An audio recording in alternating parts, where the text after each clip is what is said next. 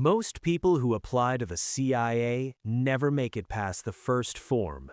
The ones who do, they wish someone had warned them what comes next. Level 1. The Applicant. You start the same way everyone else does. There's a form on the CIA's website. You type in your name, your education, your work history, and hit Submit. Then you wait. 6 months pass before an email lands in your inbox. They want to meet you. You book your own flight to Virginia. The building looks disappointingly ordinary. Fluorescent lighting, stale coffee, government issue everything. A man in a gray suit spends 4 hours dissecting your life. Where you grew up, which languages you know, whether you've ever touched drugs, seen a jail cell, or traveled somewhere sensitive. The questions feel scattered. They're not. Every word is a data point. They're mapping you, searching for inconsistencies, for patterns, for cracks. You pass. Then comes the polygraph. You're strapped into a chair, sensors on your chest, your fingers, your arm. A technician monitors your heartbeat, your breath, the electrical charge of your skin. Have you ever broken the law without getting caught? Have you ever turned on someone who trusted you? Have you ever had violent thoughts toward yourself or anyone else? Here's something they don't tell you. The machine can't actually detect deception. But you don't know that yet. You sweat through your shirt, you stumble over your words, you tell the truth because the alternative feels unsurvivable. 3 weeks later, a letter arrives. You've been accepted into the Clandestine Service Trainee Program. Welcome to the CIA. Level 2. The Trainee. They send you to Camp Peary, Virginia. The locals call it the farm. 9,000 acres of forest, swamp, and training infrastructure wrapped in fences and armed guards. For the next 18 months, this is your entire world. You're up before 5 miles before breakfast, then classrooms, foreign governments, terrorist networks, the craft of espionage. They call it tradecraft. You learn to read the world differently. A car that's made the same 3 turns as you, a man with a newspaper who's glanced at you more than once, a woman on a bench you recognize from a coffee shop an hour ago. Patterns civilians never notice become instinct. You learn how to vanish into a department store, through 3 floors, out a loading dock, into a waiting car, gone. You learn how to crack locks, open safes, plant listening devices, photograph documents without leaving a trace. The equipment is real. It came from embassies, from government buildings. You learn to turn people against their own countries. Psychology, persuasion, exploitation. Everyone runs on one of 4 engines: money, ideology, coercion, or ego. Your job is to identify which one and use it. You run live operations in Richmond, Norfolk, Washington. Your instructors play enemy intelligence officers hunting you. Get caught too often, and you're out. 40% of trainees don't make it. Some buckle under the weight of it. Some can't stomach the dishonesty. Some are simply too decent for what this work demands. The ones who survive aren't always the brightest or the most physically capable. They're the ones who can improvise under pressure, lie fluently to anyone, including themselves, and then come home, sit down at the dinner table, and act like nothing in the world is wrong. You finish in the top 15% of your class. They hand you a badge and a cover identity. You are now a CIA operations officer. Your real career is just beginning. Level 3. The Case Officer. Your first assignment is an embassy in Eastern Europe, a former Soviet bloc nation still deciding where its loyalties lie. On paper, you're a political attaché. Your name is on a diplomatic roster. You have an actual office. You attend receptions in stiff suits, making small talk with people you're quietly sizing up as targets. Every handshake is an assessment. Every conversation goes into a classified cable back to Washington. Off paper, you're a spy. Your real work is recruiting assets, anyone with access to information worth having. Cabinet ministers, military officers who know where the troops are, scientists on weapons programs, businessmen who travel where Americans can't, secretaries who handle classified files. Everyone with access is a potential target. You study them, their habits, their weaknesses, their pressure points, debt, a sick child, an ideological sympathy toward the West, a personal grievance against their own government. Your first recruitment takes 8 months. He's a mid-level official at the foreign ministry with access to diplomatic cables and a serious gambling problem. You find him in a casino, buy him drinks, become his friend, cover his losses once, then again, then again. By the time he understands what's happening, he's $50,000 in. You don't frame it as betrayal, you frame it as a simple exchange, a few documents, nothing major, just enough to settle the debt. He says yes. He has no real choice. You now have an asset inside the foreign ministry. Your supervisors are satisfied. Level 4. The knock. Most CIA officers work with a safety net. They're diplomats, military attachés, trade envoys. If something goes wrong, they invoke diplomatic immunity and get put on a plane. Inconvenient, but survivable. You're offered something else entirely. Non-official cover. NOC, pronounced knock. The most dangerous role in the entire intelligence community. No diplomatic protection. No embassy to retreat to, no badge, no government ID, nothing that connects you to the United States. If you're caught, you don't exist. The CIA won't claim you. The State Department won't claim you. The White House won't claim you. You'll be tried under local law. Depending on the country, that means a cell or a stress position or a bullet in an unmarked hole in the ground. The pay is better. The mission matters more. The risk is almost incalculable. You say yes. They build you a legend, a fabricated identity. You're a businessman now, employed by a consulting firm that does real work, has real offices, real employees, real clients. None of them know what it actually is. You travel to countries where American intelligence has no official footprint. You meet people embassies can never reach. You recruit assets the diplomatic track could never touch.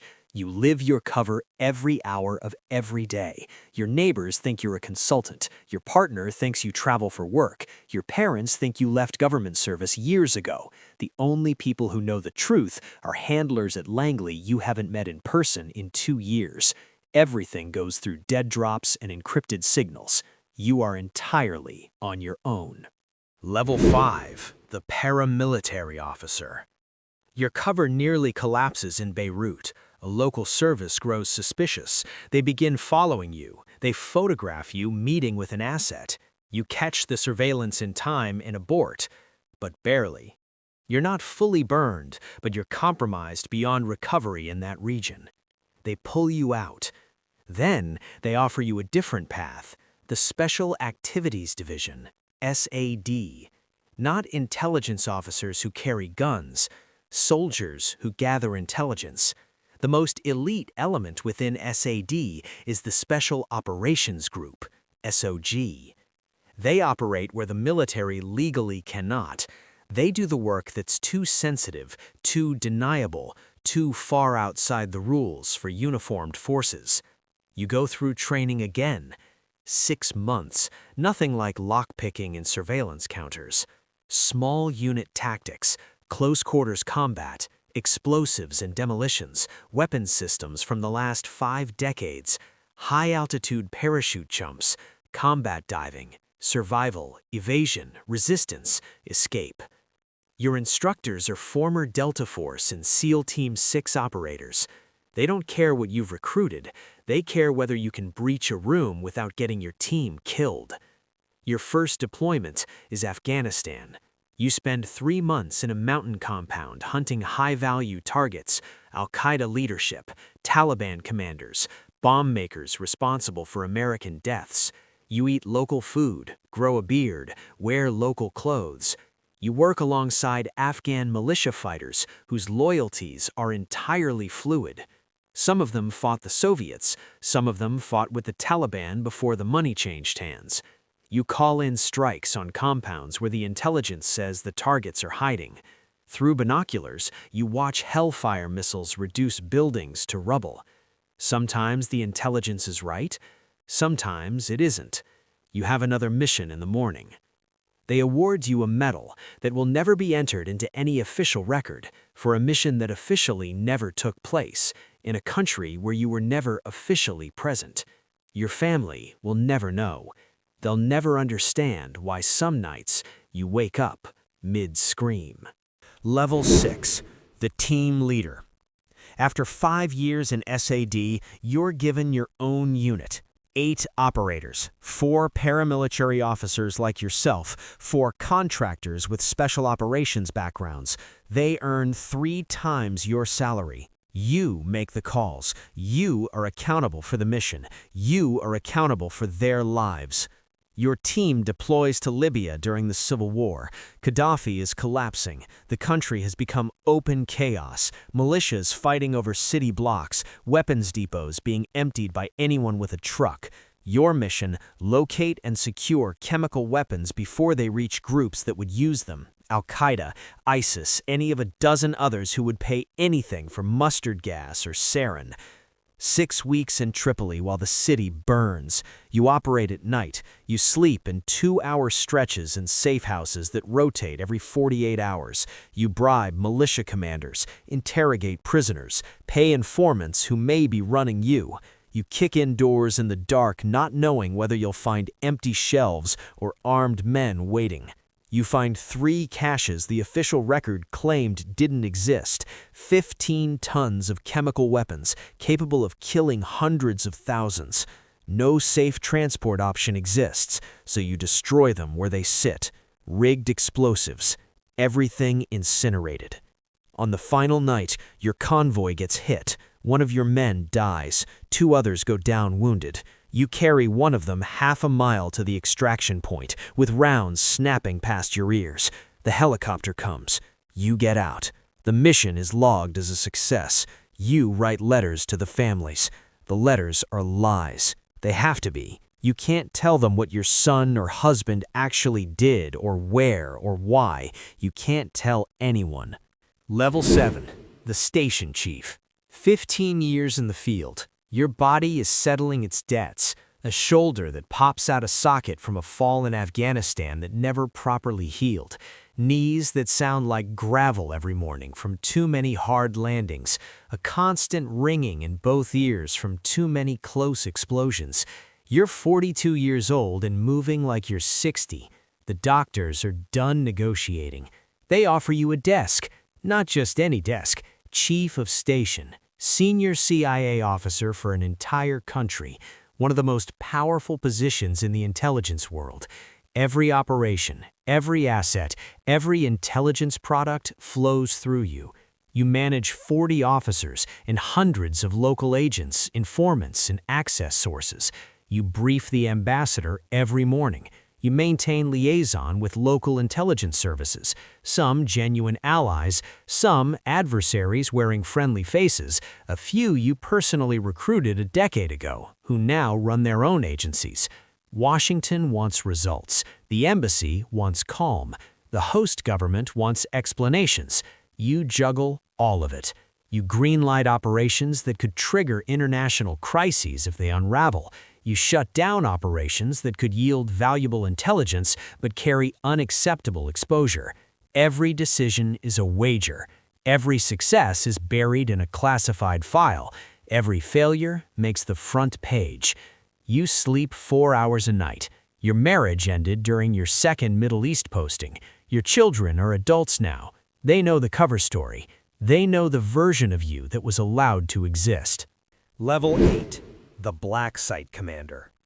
They need someone to run a facility that doesn't officially exist, a black site.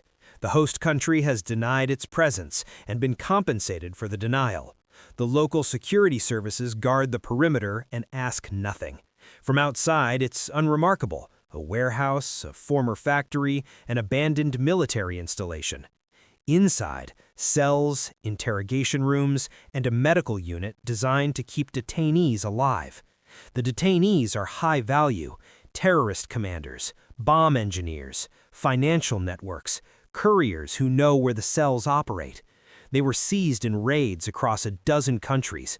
They were never formally charged. They've never appeared before a judge, never spoken with a lawyer. They have no legal existence. As far as the outside world knows, they simply disappeared. Your assignment is to extract intelligence from them. The methods are classified. Enhanced interrogation, that's the official language. Sleep deprivation, stress positions, environmental manipulation, waterboarding. Some of these practices were legally sanctioned when you began. Some were retroactively approved by Justice Department memos. Some are still being argued over by lawyers in Washington who have never sat across a table from someone who knows the location of the next attack. You tell yourself it's necessary. You tell yourself the information saves lives. You remind yourself what these men would do if they were free.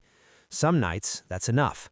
Some nights, you stare at the ceiling and genuinely can't remember which side of the line you're standing on.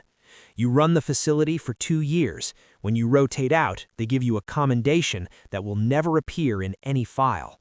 Someone else takes over. You don't ask who. You make a deliberate choice not to want to know. Level 9. The Division Director. You're back at Langley, the building you first walked into 25 years ago as someone who didn't know what they were really signing up for. Now you pass the memorial wall. 139 stars for officers who gave everything and received no name in return. Some of those stars belong to people you knew. A few belong to people who died on operations you designed. You run an entire division of the National Clandestine Service. Hundreds of officers answer to you. Thousands of assets around the world feed data into your systems.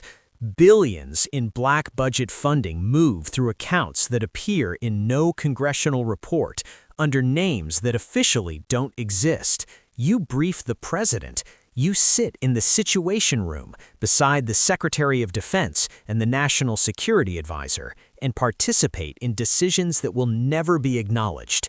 You authorize drone strikes. You approve operations in countries where American forces aren't supposed to be.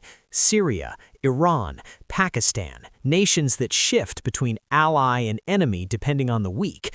You sign off on activities that would constitute war crimes in any open courtroom. You testify before congressional intelligence committees in closed sessions with no transcripts. The senators in the room ask questions. You give answers that are technically accurate and carefully incomplete. Everyone present understands the arrangement. They want plausible deniability. You deliver it. The operations continue. The intelligence flows. People die in countries most Americans couldn't locate on a map. Some of it prevents catastrophe. Some of it creates the conditions for the next one. The machine runs on secrecy and blood. You're one of the people keeping it running. Level 10. The Ghost. You retire after 30 years. 30 years of operations that never happened. 30 years of assets recruited. Some saved, some burned, some executed. 30 years of decisions that quietly reshaped history in ways that will never appear in any book. The ceremony is small, a conference room at Langley, 50 people, most of them colleagues from across the decades. A few are officers you mentored who now run their own divisions. The director speaks about sacrifice and dedication and the price of freedom. People applaud. Some of them are weeping. You receive the Distinguished Intelligence Cross, the highest honor the CIA can bestow. It goes into a box in your closet. You can't display it. You can't explain it. You can't tell a single person alive what you did to earn it. You sign more non-disclosure agreements. You're reminded one final time that everything you experienced, everything you witnessed, everything you know remains classified until the day you die and beyond. You move to a house in rural Virginia. You don't have many friends. The people who knew the real you are scattered across the world or dead. The people from your life before the agency are strangers now. You've been someone else too long. You can't account for the last 30 years. You can't explain the scars. You can't explain why at 3 in the morning you circle the perimeter of your property, scanning for threats that no longer exist. The pension is generous, the health care is comprehensive, the government honors its financial obligations. But you're left alone with everything you remember. The assets who were caught and executed after trusting you, the operations that went sideways, the people you interrogated, the people you killed. None of it is officially real. None of it will ever be confirmed. You are a ghost. You did what your country required, things that would shatter most people's understanding of who the good guys are. You carry that weight without anyone to share it.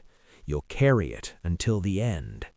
And when the end comes, there will be a new star on the wall at Langley. No name beside it, no story attached to it, just another anonymous mark in a long, silent row. Right now, somewhere, a college dorm, a suburban apartment, a military bunk, a young person is staring at a screen, filling out the application on the CIA's website. They're picturing Jason Bourne, they're picturing James Bond, they're picturing glory and mission and something larger than themselves. They have no idea what they're actually agreeing to.